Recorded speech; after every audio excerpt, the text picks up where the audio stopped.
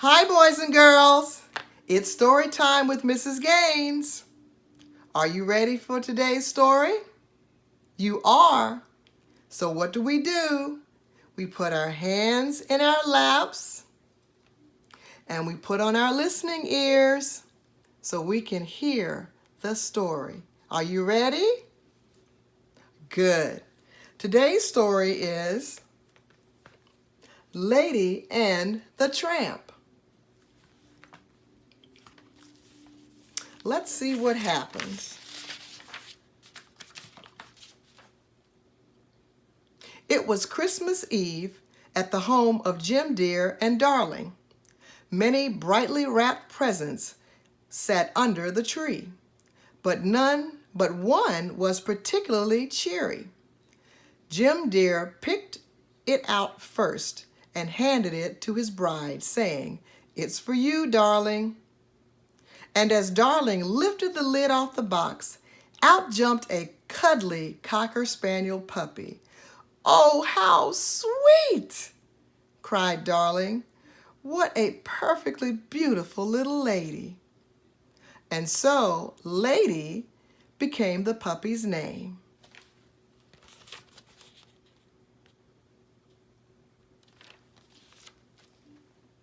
When Lady was 6 months old, she received her very own collar with a special tag engraved with her name. Now she knew she really belonged. Proudly, Lady showed it off to her neighbors, a Scottish terrier named Jock and a bloodhound named Trusty. "Why, Miss Lady," exclaimed Trusty, "you have a collar."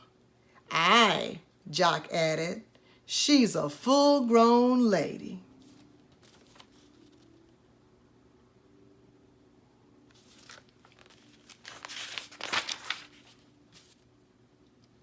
One day, Lady sadly said that Jim Dear had been rushing past her without patting her head.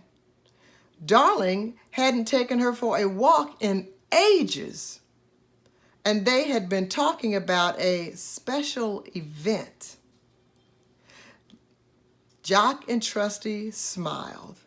Lady's humans were having a baby. A carefree mutt named Tramp, who lived on the streets, was wandering by and overheard.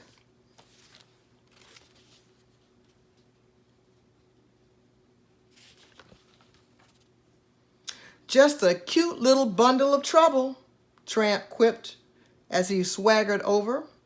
"Remember those nice cuts of beef? Forget 'em. And that nice warm bed by the fire? A leaky doghouse." "Do not listen, lassie," said Jock. Okay," said Tramp. "But remember, Pigeon, when a baby moves in, the dog moves out."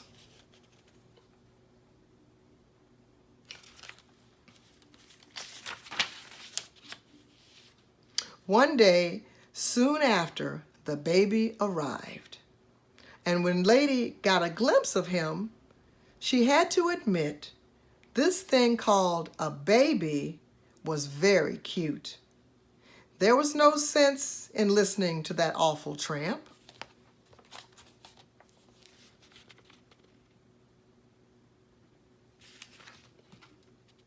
For a while, things were wonderful. But one day, Aunt Sarah came to stay at the house while Jim Dear and Darling went on a trip. Aunt Sarah kept Lady away from the baby, and she had 2 naughty Siamese cats. When the cats pulled the fishbowl off the table, Aunt Sarah blamed Lady, and off they marched to the pet store to fit Lady with a muzzle.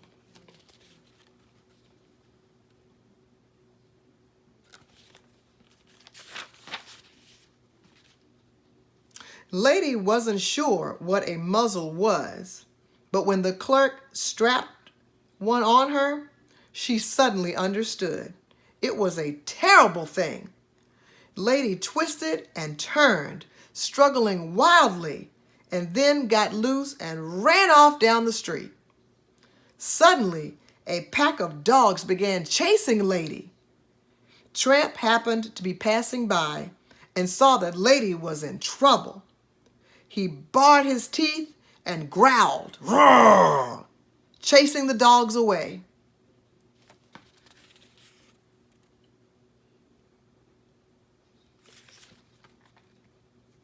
"You poor kid," Tramp said, looking at Lady's muzzle. "We've got to get this off, and I know the very place. Come on." Tramp took Lady to the zoo to see a beaver whose sharp teeth easily bit through the muzzle strap. "It's off!" cried Lady, happy. "It's supper time," Tramp announced as he and Lady trotted away from the zoo. "When you're footloose and collar free, well, you take nothing but the best." Then Tramp headed for Tony's, the very place for a special occasion.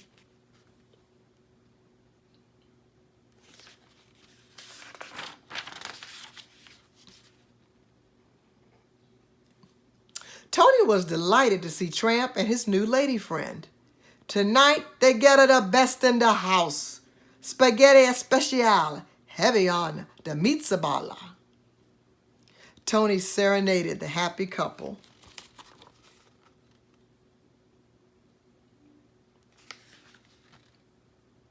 The two dogs shared a delicious spaghetti dinner by candlelight.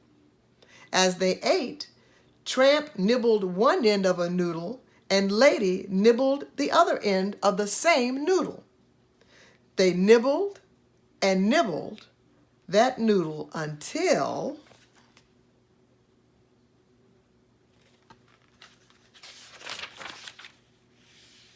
they kissed. Nose to nose, staring deeply into each other's eyes, Lady and Tramp fell head over paws in love. After their romantic dinner, the two dogs walked to the top of a hill. Above them, they saw the twinkling stars in the sky. In all this beauty, Lady forgot about Aunt Sarah and her cats.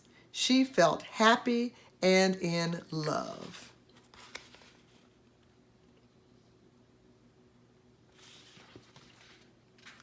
The next morning, however, Lady realized she should be home, and Tramp agreed to take her back.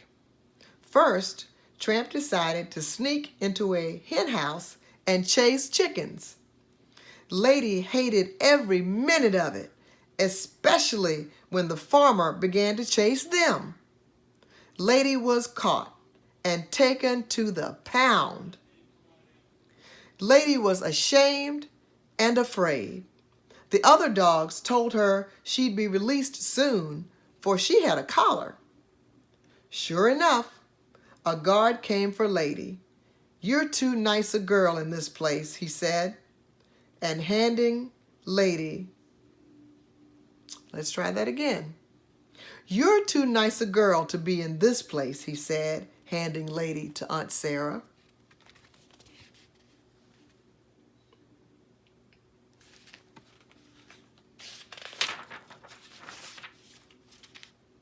Lady was happy to be home again, but it didn't last long. Aunt Sarah chained her to the doghouse. Lady was so lost and unhappy thoughts that she didn't see a huge rat climb into the backyard. But when it ran in front of her, she took off after him, barking and growling, only to be stopped short by her chain. She watched the rat climb up the side of the house and through the baby's window. Lady barked with her whole heart. Lady was trying to protect the baby, wasn't she? Luckily, Tramp heard Lady barking. He raced into the yard and over to Lady. "What's wrong, Pidge?" he asked. "A rat!" cried Lady. "Upstairs, in the baby's room." Tramp raced up the back porch stairs and into the baby's room and attacked the rat.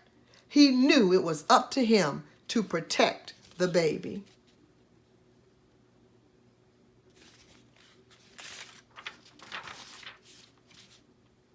Lady broke loose and ran into the baby's room too, in time to see the rat escape from Tramp and climb onto the baby's crib.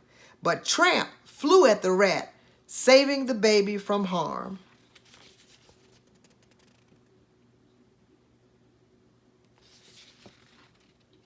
However, Aunt Sarah did not see the dead rat. She only saw 2 dogs and an overturned crib. You vicious brutes!" she screamed at Lady and Tramp. "Back! Get back!" Aunt Sarah called the dog catcher to take Tramp away for attacking the baby.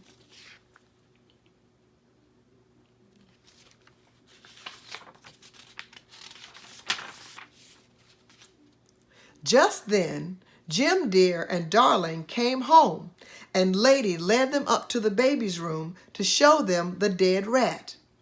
All at once, everyone understood. Tramp hadn't been trying to hurt the baby. He had saved it. Was there time to stop the dog catcher's wagon before Tramp ended up at the pound? What do you think? Is there time to save Tramp? Outside, Trusty and Jock heard about Tramp saving the baby and decided to go after the dog catcher's wagon. "We'll track 'em down," yelled Trusty as they ran. "And then?" asked Jock.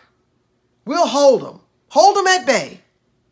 The brave Trusty followed Tramp's scent and chased down the wagon, but his barking scared the dog catcher's horses. They reared up and tipped the wagon over, pinning Trusty under a wheel. Jock began to howl. Would he ever walk with old Trusty again?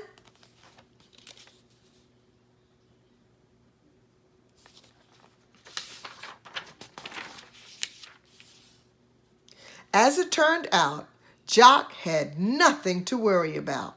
In fact, good old Trusty hobbled out to go visiting with Jock the very next Christmas.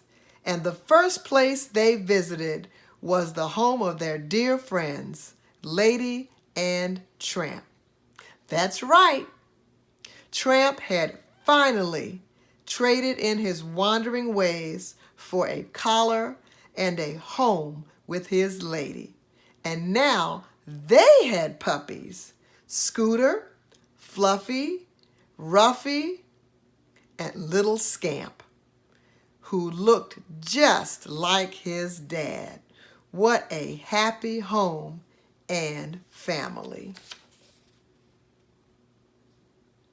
See Tramp and Lady and their pups.